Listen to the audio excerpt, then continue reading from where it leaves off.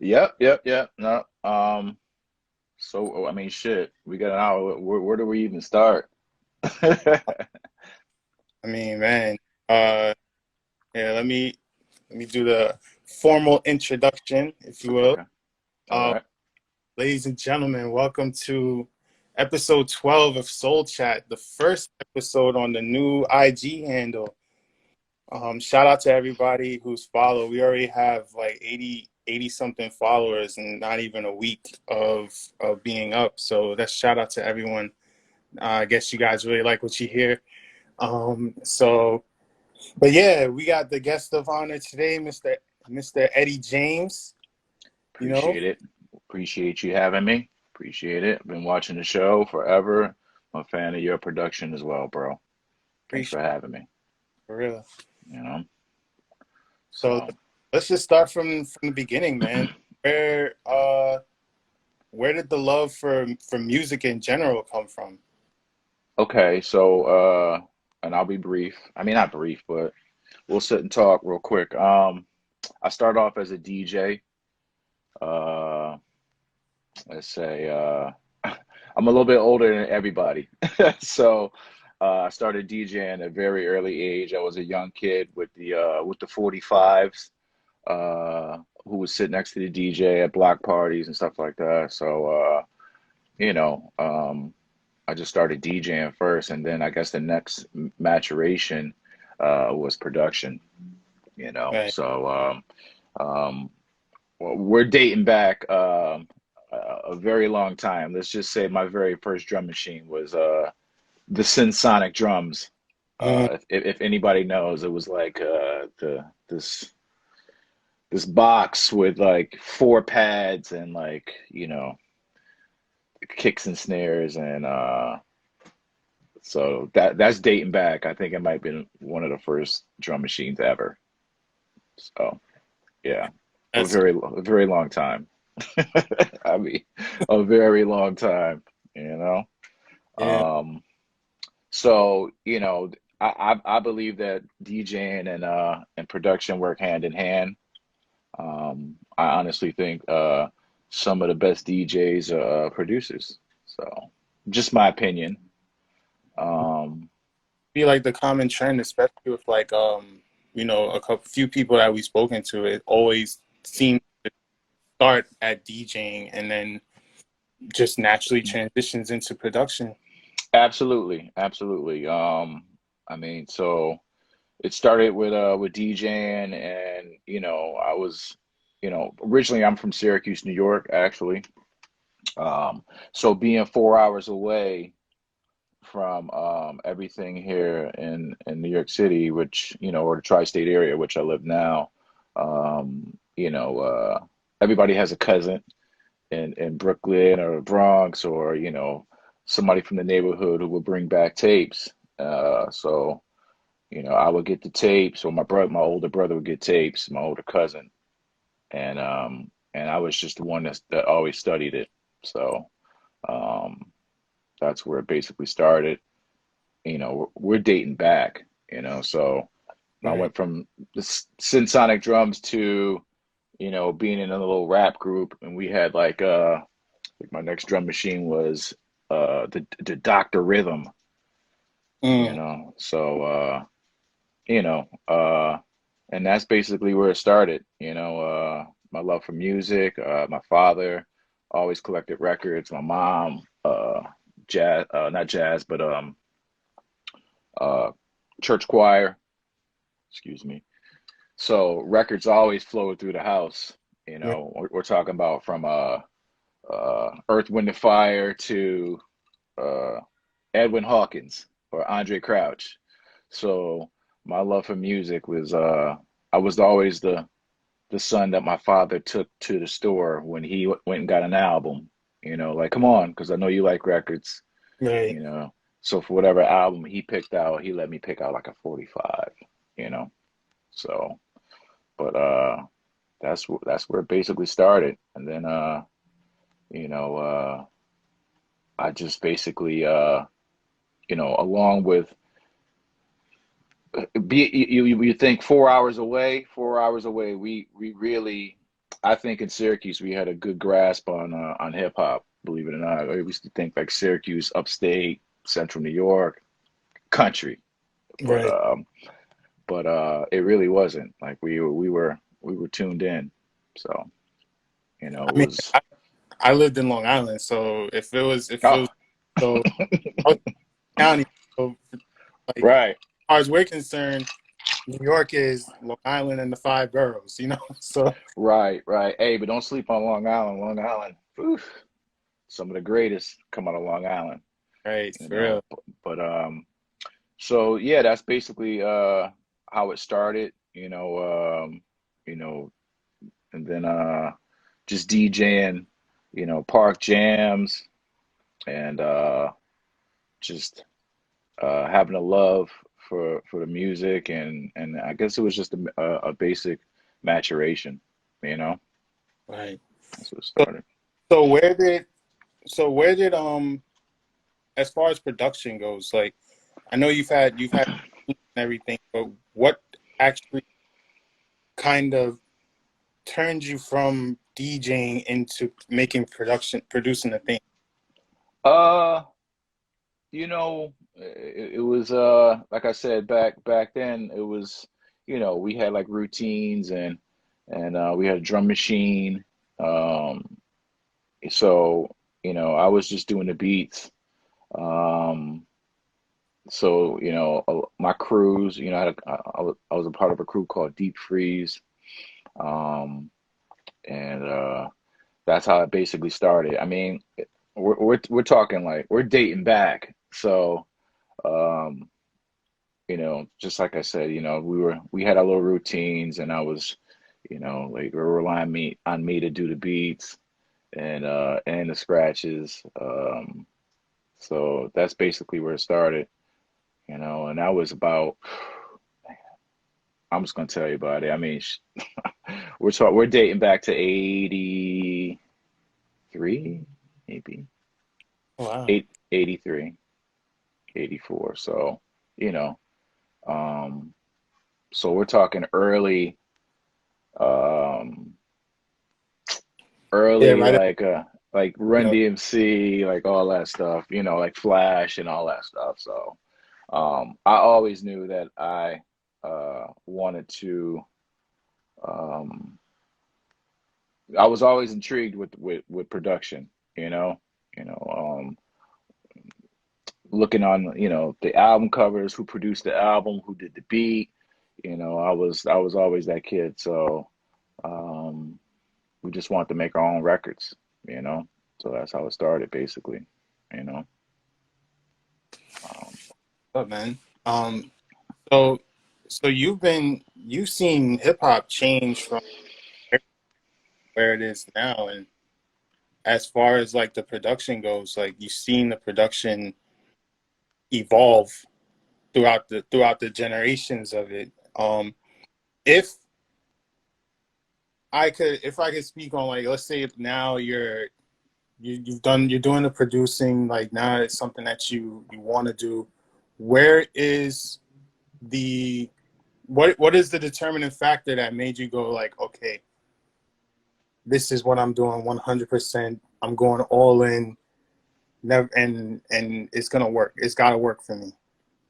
well, see, I never thought it was like it had to work. I honestly felt that because I had football, so Mm. I had there were you know it was music and sports. So my parents were they weren't on me like about what are you guys doing or stuff like that, but it was just like, all right, well, you love music. So I mean, yeah, that's a great question. I mean, I always knew that. I mean, I never thought that I had to make it in music. Like I just knew that it was a part of me, and me being a DJ, production was the next maturation for me. I mean, um, so um, it that's basically it. So You for know, you, So for you, it really was more like uh, a hobby, really, because like you said, you had sports, you had football that you were doing as well. So it was a focus, but it wasn't a main focus of your something that you love. Yeah, it was definitely. I mean, yeah, it was definitely a hobby. Kept me off the streets. You know, uh, I didn't want it with my pops anyway, but it literally kept me off the streets. My father always knew where I was. If I was DJing a party and in the hood or wherever, I was always accounted for. So um, yeah, it was a hobby. Because I grew up in Syracuse. I played football, like I said, and I just knew that that I had either way it would probably pan. I mean, it wouldn't pan out, but you know what I'm talking about. As far as like I had football and I had music, and I lived 4 hours away in Syracuse. Where you got producers, and artists banging on doors, every day. So yeah, I guess you could say it's a hobby as well. It was a hobby. You know. So was there any moment that you had where it was like something that I could turn into a career? Like was Say there say it say it again, bro. was there like a defining moment from then where it was like, I could probably take this music thing that I'm doing from just a hobby to where it's something that could be a career for me. Uh, yeah, I mean, but we're talking about years later. I was in college, and I became, I just wasn't happy with my situation playing. Um, so I would say that was around 92, 93, and school was just on me, and I knew that what I was doing, I was in a crew called Channel 3 at the time with my cousin Seth Marcel, and we were managed by Pete Nice from third base, Nice. and yeah, yeah, Pete Nash was the guy. So he that's when I basically knew that we were on to something different, and yeah, I would just say that he invited us down and we recorded. There was a producer by the name of Sam Sever who produced like most of the third base albums. And he basically just told me about everything, and then I just made a decision, like, you know how many people are going to the league? You know what I'm saying? Like, seriously, out of college football, and so yeah, I mean, that was basically it. So I started making trips, um, back and forth to the city, recording, and uh, and that's how basically it started. I mean, after school, like around, I would say about 95, I moved down here. So, and that's how it started, man. I mean, I came down here, my college buddies, Lee Resnick and Gru from True Criminal Records. They went to Syracuse with me, and they were like, "We're starting a label, blah blah blah," and I just wound up being an in-house producer for them. So, I mean, that's how I basically started. You know, That's dope, man, for real. Like, it's a long story. I know we only got an hour's time, and you know what I'm saying. I'm just trying to give you the remix version, but there's a lot of stuff in between. nah, that's You I know. mean, we're talking, man. If you want to go Yeah. back, that's cool with me. I'm feeling, but it's dope to hear, it's dope to hear that, because you really were like at a crossroads and you had to make up your mind to like, is it something worth pursuing? And I think every producer has that question that they have to ask themselves at some point. Like, you know, the production is good enough, but to have that confidence that it's something that you can chase like that. That's what separates a lot of producers from making it to not making it. You know, that's a question. Believing in yourself. Absolutely. So now you make the move. Now you're making the move closer to the city. You're on this label. Like what happens from there? How did being on the in-house producer go? Were we able to meet other people, or it was is that where the networking started, or? Yeah. I mean, it's just like a lot of crazy stuff. So, I was an intern at Arista Records. And yeah, and I was, went there every morning and would just pass around my beat, little beat CDs and stuff like that. Just basically trying. I mean, we're talking about this is when Biggie, the whole Biggie, Rowdy Records, all that TLC, the whole when they were at their hottest. So you pass around beat tapes and stuff like that. But at the end of the day, uh, man, like you really had to knock on people's doors, like for real. Like, and if, you know, like I didn't have, you know what? I don't want to sound jaded, but you really have to knock on doors every single day, especially because I came from 4 hours away. So I feel that a lot of the producers back then were all clicked up and or they were all friends growing up. Right. I never had that. I was on the outside coming in.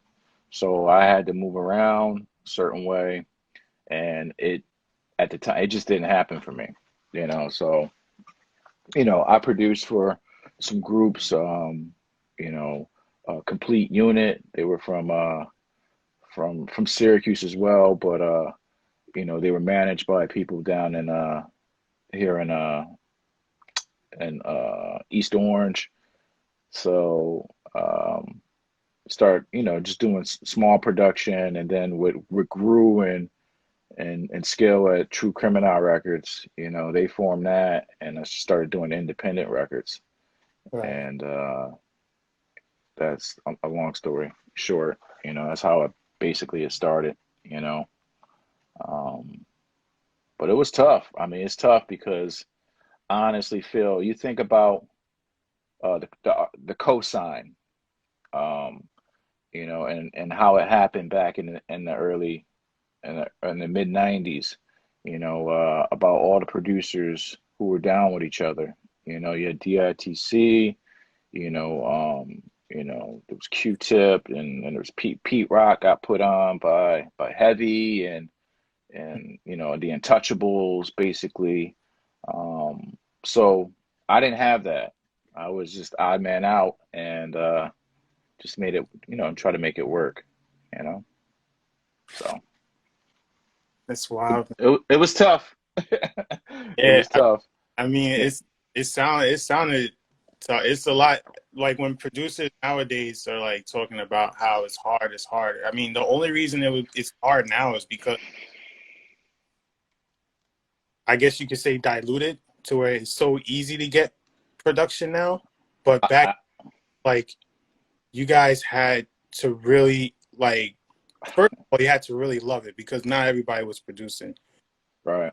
And then on top of that, like you said, you had to know or be affiliated with someone who could get you into where you need to be. Yeah. No, it was tough. I mean, and listen, this is we're just building, and I don't want to be. I lived, I'm like I said, I think it's actually easier now to do it. Like I wish I had the internet in in '95. Like for real. Like just different ways, and then the technology, man. We actually had to sit with a machine, and learn these machines. Now, like you can, with no disrespect, like it is I see a lot of people can produce and get it popping pretty fast too, and be dope at it, you know. So we didn't have that. We had to learn our machines, and we stayed with those machines forever. And then, but yeah, man, it was it was hilarious back then. But I wish I had the internet. The internet, definitely the gift and the curse. But I wasn't clicked up with nobody, so I basically would have been nice to have an outlet, Right. you know.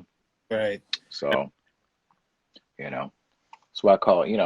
I've always been outside the fence, and I don't, like I said, this is not a woe is me, because I love music, and um I think I've been able to stay fresh on my chops every year, like literally every year. You have to study. Yeah, definitely. Bottom line, you got to study. Definitely. You So, know. so what after that? I mean, like, unfortunately, like you said, you didn't have the connection, the clicks that everyone else had. What did you end up doing, like, after realizing that? Well, I had some rich friends, so my best friend's Derek Coleman, uh, the Wow. the legend. So Yeah. so you know, and we're talking. First of all, let's go back real quick. I mean, there was a true criminal movement, um, with Ox Skills and FT and Godsons. So I was able to piggyback and do the production with them. Like we had records out. I'm talking, Stretch and Bobbito were playing our records. Pete Rock and Molly Mall, Future Flavors. So we made some good records, and um, that's what happened first, basically for me. And then True Criminal, they got their deal with New Line Cinema, and so at the time when that happened, I actually wanted to do some more in-house production. So Derek had his cousins that were in Detroit, and I had my cousin Seth Marcel. We were part of a collective together, so I convinced him to start On Point, and that's when I started doing records with On Point, and that sort of took off. This was about 2000, Wow. so that took off on its own, and we had a lot of traction. I did records. Me and Seth did records with Jadakiss, Joe Button, Obi Trice. So that turned out to be really, really good. Um, then these things happen. So, but I've always had kids. I have a son. I have two sons. So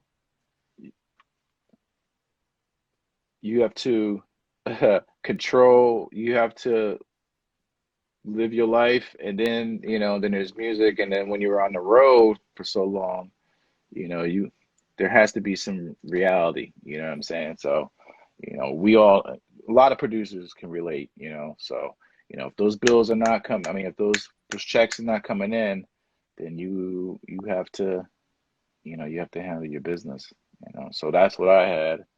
Um, so I've always played outside the fence, you know, so to speak, which, you know, is a good thing, you know, because I've always, you know, you can go from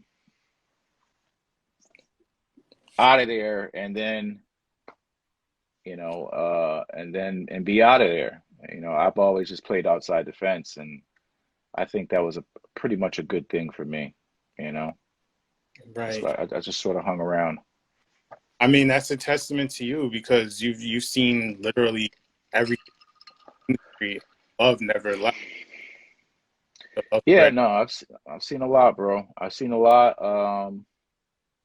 You know, and I think that now I'm actually, uh, I'm better than I was 20 years ago. I honestly feel that, and that's just by studying, you Right. know. You so that's what it is. That's wild, man. That's what's Uh, up, bro. That longevity is no joke. No. yeah, you know what, man, is I'm in a good space, man, and you know, I have conversations with a lot of younger producers that I'm inspired by. The whole Battle Lab movement. Like I started, you know, Battle Lab. I came about. I think it was episode 18, and that gave me a whole new life. You know, just hanging out with just like-minded individuals and just that really cared about the music. You know, so you got to study, man, without biting. You know, we're not biting, but you know, we all feed off of each other, and that's a good thing. That's a good thing. You Yeah, know, like it especially is. Battle Lab and Session In because they really Hmm. brought like-minded individuals together in a time where everybody can go alone in the Hmm. journey. And Yeah. they started a platform where it's like you enter there and you see like shout out Smoke Donald Smokes in the room, Slim the 78er, like black Oh my God, amazing. Yeah. guys I mean, are monsters on their own right, and now you have a place where you can literally hear monster after monster after monster, and it's like it's oh all different, it's all unique, it's all it's no, all it's a beautiful thing, man. Shouts to everybody up in the room right now, man. Man, between Battle Lab and Overlord Radio, man, is right. amazing, amazing. Like, um, man, it pretty much saved me last year, you know, because you know I put out my last beat tape, uh, the Nobody series, Nobody. Um, but at that time, I was just like, all right, that was May, and I was just basically like, all right, now what? You know, so my guy Max, not Max, but Gino from Microchop, Hmm. he told me to sit in on one of the sessions, and I was like, wow, this is I don't know if I want to play with these guys. These guys, Right. everybody here is a superhero, man. I was like, wow. So, but I'm glad I did. Um, and I think I saw I think Kelsey was in one of those earlier ones that I saw too. So I Yeah, was just like, wow, bro, you me. know. Yeah. Yeah, yeah, yeah. So, um, yeah, man, just so that's how it started this year, and it's just you know, it's been nothing but a blessing, you know. So what like mentally, what was the thing that kept you going with music? Because like you told us, you had like a long history with it, and there was always something where you felt that you were on the outside looking in. And I know, like for me personally, I haven't had those same struggle. I've had some struggles in music, but not to that extent. and it's made me question whether or not I really wanted to do it like myself. So like Hmm. I know the mental struggle that can happen with that. But now you're you said it yourself, you're making like better music now than you did before. So where does that mental like toughness come in to be like, nah, I'm not gonna let what happened to me in the past get to me, like, or Hmm. what could have been or anything like that, and like, I'm just gonna focus on doing what I love. Um, you know, I man, that's a great question. Uh, man, that's a great question, bro. So, basically,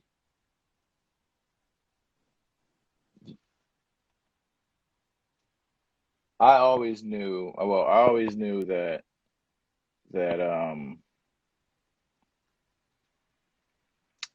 man, oh man, you done stumped me for a second, bro.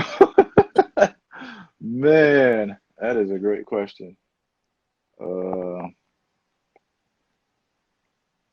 I just knew that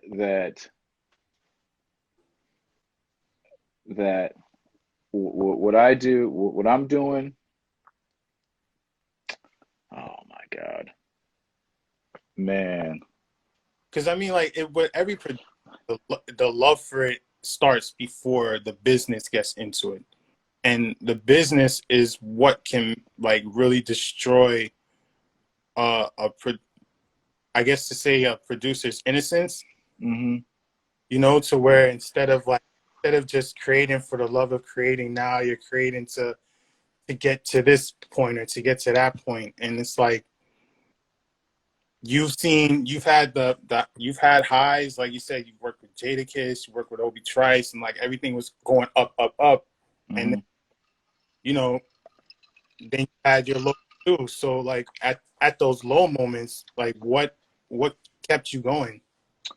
Um, basically just, my love for music. Like when things got quiet, um, I just I had a double life, you know what I'm saying? So I had to, by that time I had to provide for my kids, um, or for my son at the time, and and then come home and work on music just because it's what I do. I felt that you know I will be cutting myself short basically if I didn't. I started doing music for television. That was another thing that saved me. Shows like CSI, HBO Entourage. So those years really, really saved me. Uh, and then yeah, man, you just got to balance it. I'm not here to, you know, uh, I'm not jaded. You know what I'm saying? I'm in a good space musically. Right. Um, for all you producers out there. So um, you have it a tad bit easier now, and I would say to you that you don't have it easy. I mean, we all have our daily responsibilities, um, but it is easier to get at people than it was 20 years ago. Right. With So internet and Instagram and everything, like except like there's one, so many outlets. I didn't have any of that. I think the yeah. first one was like MySpace, you know, like for real, Could you could you know. could you speak more on like licensing, because I don't think people, like, especially producers, like as soon like we all went to like Beat Battle, and like I'm not gonna name a certain showcase, but Hmm. as soon as you heard like, oh, you could do licensing, you knew they wasn't feeling it. You know, like I said, I'm not Oh gonna name yeah, yeah. that showcase, but Hmm. um, No, no. so but but that is a completely like lucrative avenue if like producers choose to go that way. So like what brought that about to where you were able to get sync deals with those shows? Oh my God. That was wonderful. So I had a record with my cousin Seth Marcel, and there was a DJ who worked for a third party company called Hit the Ground Running, I believe. That was out in LA, and they serviced music for CBS. So my manager called me and was like, "Yeah, this guy called because our number was on the record, and he wants a gang of instrumentals. They have the show called Platinum. It was like one of the worst shows ever, like with sticky fingers, and it was Oh, like Empire before Empire, right. so to speak. So I gave him a whole bunch of instrumentals, and they used the instrumentals, and it was you get the licensing fee, and and it was wonderful. You know, you hear it airs like whatever, and then that publishing check comes, and it was completely mind blowing. Like completely, when I tell you TV money and licensing, you didn't have to chase anybody for your money. You didn't, you know, it was just here's your licensing fee. You sign for it. That check comes. It airs, and then literally uh, quarterly, when that publishing check comes, it was over. So after that show fizzled, he was just like, "Well, you ever heard of a show called CSI?" I'm like, "Of course." He was like, "Well, we submit music for CSI, HBO Entourage." This is when HBO Entourage could not afford the first two seasons. They couldn't afford, you know, money like to play like known artists like Jay-Z or whoever at the time. So they use a whole gang of instrumentals and Seth's records, and so that was wonderful. Um, and from there, the Cold Case, the Oprah Winfrey Show. Um, so licensing, man, is where it's at. It is definitely where it's at, you know. Right. I mean, So, that's wild. You're oh, you're that saved me. I mean, like the when those checks come in, yeah, I mean, like I was just like, wow, now I see, you know. The next, I guess the next maturation after that would have been to actually study, scoring stuff like that. But you right. know, that never happened because the licensing it went really well. So That's what's up, yeah, man. yeah. I have a question for you. Hmm. So Overlord says this, Kelsey says I feel the same way. Easily one of the top five producer tags in the game right now. The Eddie. Where did that um, that Eddie tag has been worked on for over 15 years. Like originally, I was just like, wow, producers have their tags. I was like, I need a tag, I want a tag. So, but there was no records that I could find with Eddie in it. And then it was Sean J. Period had, I think it was the Universal record,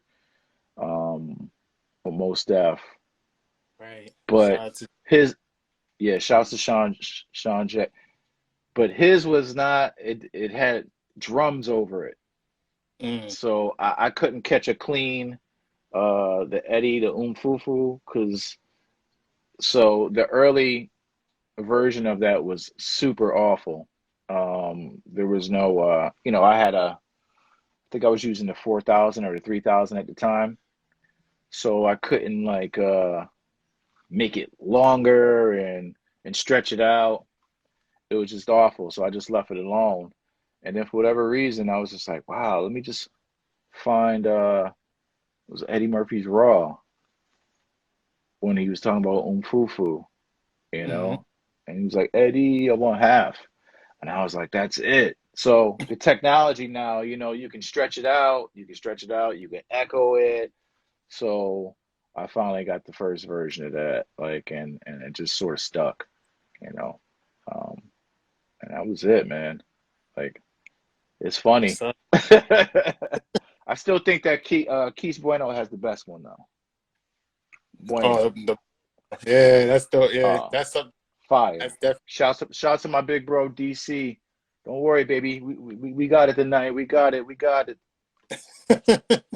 Word, shout out to Derek Coleman in the chat, man. That's a legend right there. It's my big bro, man. Love that guy. He saved me, you know. But yeah, man, that was it, man. It just sort of stuck with the beat tapes. Um, that was it, man. Appreciate that. What up, Soul? Slim? Everybody in here, man. All my brothers. Overlord. Battle Lab fam. You can hear me, Yeah, man. right? Yeah, you're good, man. You're good. Okay. I thought, oh yeah, Derek's on right now. Doing he an said the interview, record. big bro. Not, Did I? What's up, bro? you said the What up, dog? What up? What up, baby? Man, Hey, you know I'm how we do. good. I'm good. About yourself? I already told him, D. I said, hey, man, big bro. Started with big bro. And You you know? see what it is. Come on Yeah. now. Yeah, man. You know how Got we do. next, baby. Q's got next. We up. We next. You know? Yeah. Just Yep. doing an interview real quick. This my man. Yeah. Soultronic. What up, fam? How you doing? I'm good. I'm good. How are you? Man, I'm great. Can't complain at all, man. That's what's Yeah. That's up. Well, that's the big. anytime I see you, fam, I got to tune in. You know that. Hey, we could do this. Yeah. I see you. Look, I see your numbers going up. True that. For I real. see numbers going up. Yeah, baby. Yeah. Hey, That's the okay. hey. I see you. What you I see you got your. I see you got your Q's juice. what you sip? Oh yeah, what you sipping on, D? Oh, come on, man! It's already getting cold. Make it like the Cristal, baby. Okay, Yeah, baby. yeah, vintage. It's already getting cold. I'm ready. How we do, baby? How we Yeah, I'm do? ready, man. We're gonna do this live stream thing tonight too with the game and stuff. So me, Sherman, Billy Owens, Oh yeah, I saw that, man. Cosmo, and all of us gonna get on, man. Like doing the game, like watching the game and comment about the game, and just having fun with it. Hey Right. man, I'm gonna hop on with you then. I'll Yeah, hit you for in a little sure. bit, bro. I All just right. wanted to tap in, man. Y'all be safe, man. Love One you, big love. bro. All One right, love. fam. Peace. That's what's up. That's the guy. That's my big bro, man. So, he just hijacked. I literally saw the request, and I'm like, I can't not. He just hijacked everything. That guy, oh, I love him to death, man. But yeah, So man. now we're about to get into the staple of the show. Yes, The favorite staple part. over under. There's been a lot of controversy, a lot of controversial statements on this section of the show. But I'm gonna ask you 3 questions. Yeah. Give me overrated and underrated. Overrated producer. Yeah. So the first one is and these are all your opinions. It's nothing like to be taken seriously or anything like that. But like in your opinion, who is the most overrated producer of all time, and who in your opinion is the most underrated producer? Um, there's a lot of overrated, but yeah. Um, my favorite, not my favorite, but I would say Scott Storch. Just As an overrated? Super overrated. Uh, lean back. He's still Dre. Um, I don't know, man. I just feel like he never really had a sound in me. I'm sorry, Quaz. He's super overrated. And then and then now when I see him on Instagram, it's almost like they using him as a puppet. Like Mhm. play the riffs. Like Right. I don't know, man. Sky Storch. That was Yeah. easy. Sorry. No, I mean that's not the first time we've heard it on the show. So I think Yeah. Vicious last week. So that's confirmation. Um, No, but there's a few of them out there, like But right.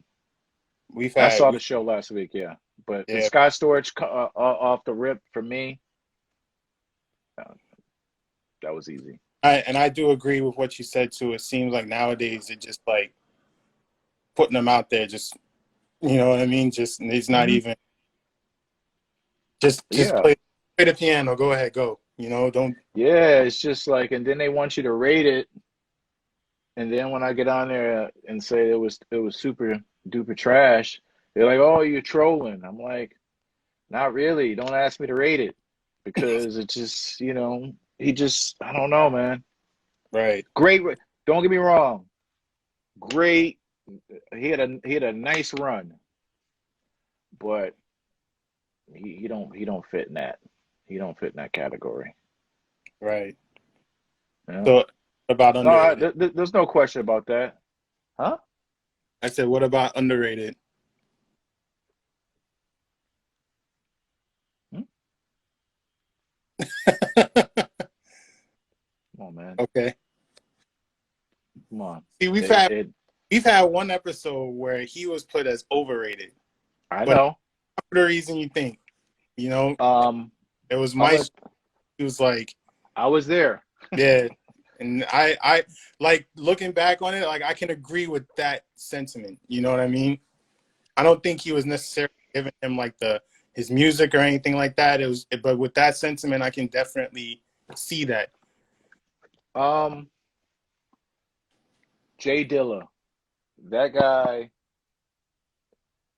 If you think about production, I don't think there's a producer um living or gone that influenced a generation Right. and more generations. He's still doing it. Like I've seen people just like blatantly hate on JD, and I don't understand it. He's inspired uh, he's inspired a lot of producers, man. You Right. know, um, Ghost produced on a lot of records. Um, you know, so I'm gonna say Jay Dilla. That was easy, Right. very easy. He can go from one style. He's your favorite, just like Pharrell said, your favorite producer's favorite producer. Hmm. I've heard him flip different styles. He can go from, his style to um Dre's to doing he could do everybody else's style, but everybody can't do his style. Right. So I that was mean, that easy. says it all right there. I mean, a man that could literally do your style better than you, but you He can't was touch it. he was amazing, man. Amazing. Like, up until you know, JD, I was Pete Rock and Tip were my favorites, and he was inspired by them. You always know that. You can hear it. Um, but there was a maturation, man, and Jay just took what Pete and Tip had and just morphed And into oh, right, just got guy's the goat. right. Sorry. Yeah, that was easy. So, so question number two is overrated and underrated for most overrated beat of all time to you, and most underrated beat.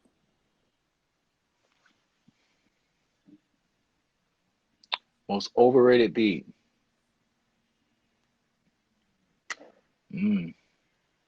We've had Death of Autotune.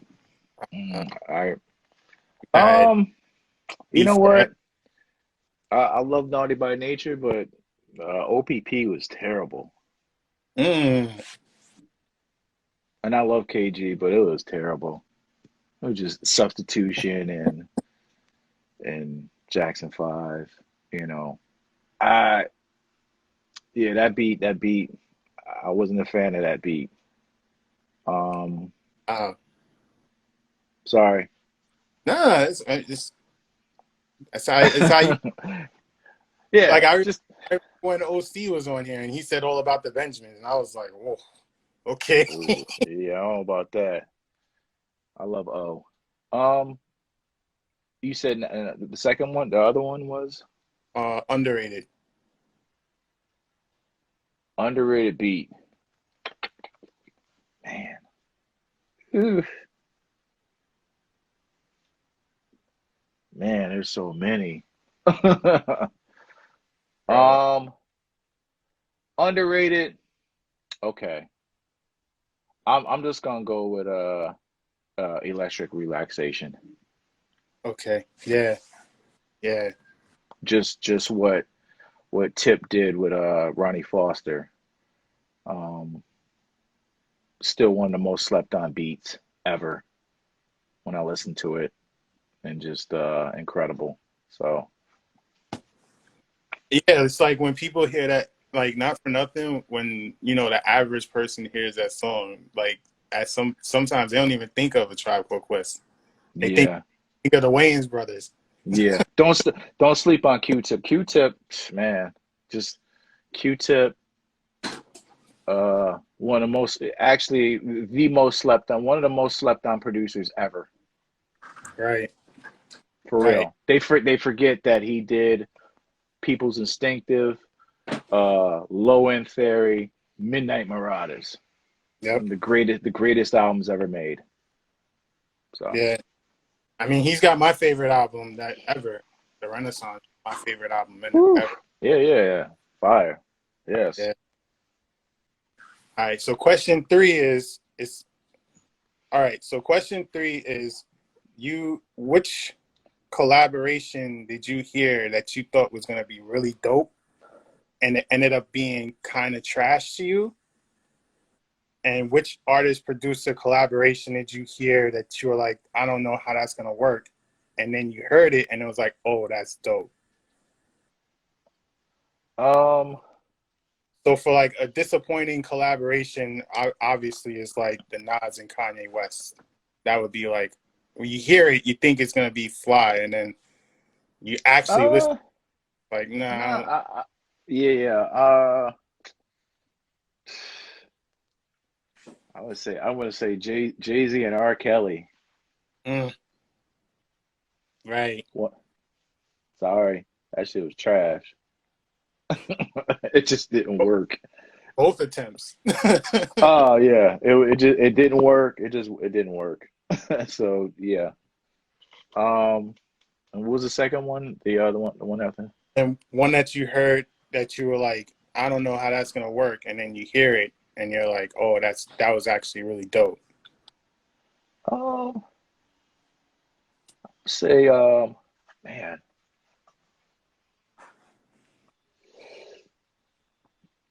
Mm, Real Kev says Snoop and Master P wasn't it? no, I would say I don't know, man. Maybe the Bilal maybe, and Jada, the Fast Lane. At first, I was just like, "Ooh, I don't know about." But when I heard it, I was like, "Man, this is." Could we get a whole album with them? Right. Right. Yeah. Crazy record. That's what's up, man. Yeah, Yeah, I yeah. agree. I agree. All right, so now we're doing fantasy round. Hmm. get into fantasy round. So you're in the studio, you're at a session, and this is literally your perfect session. This is Hmm. you're with your artist. It's the perfect session. Who is the rapper? Who's singing the hook? Who is it produced by? Who's engineering it? And what label does this song eventually come out on? Okay.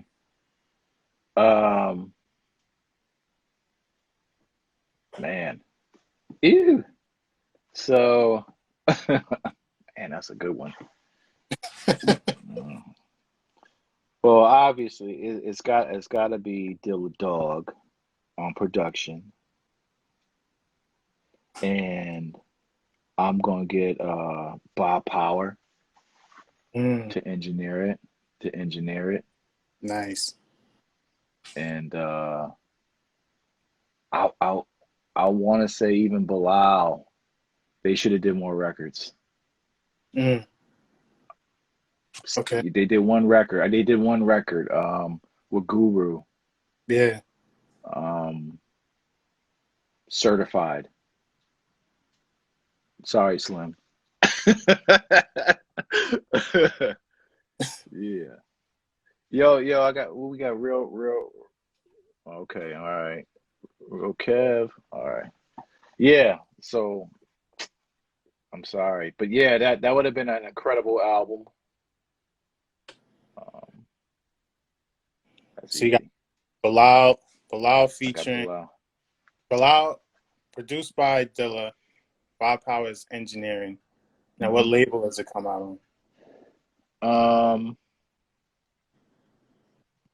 I'm not giving Jive anything. on? Um, let's just say Stones Throw. Nice. Nice. Yeah. Stones Throw or either Street Corner. Yeah, Give it that's to perfect. give it to the homie Shoes. Yeah, that's perfect. Yeah, yeah, Well, yeah. yo, man, Eddie, thank you so much for coming on. Thank you for Thank you. taking time out to speak so we could get to know you a little better. Like, I personally, like, learned a lot about you in this episode, and I'm so happy that we were able to do this, because it's dope to hear the different stories, you know? I appreciate you, man. I apologize for my big brother Derek hijacking your. Uh, no problem. No problem. Yeah. Shout out to everybody in here. I see my guy DJ Socrates from Cuse, one of the greatest DJs as well. One of my homies, man. Everybody, man. Right. Appreciate y'all. It's been a Yeah, great show, man. for real. So this has been episode 12 of Soul Chat. We got a very special guest here. Thank you again for coming on. I know he's Thank about to you. check out his boys. Come on, let's go, baby. You know how we do. Appreciate y'all, man. Love y'all. Be good. All right, man. Yo, you have a good night, man. You too, fam. All right. All right.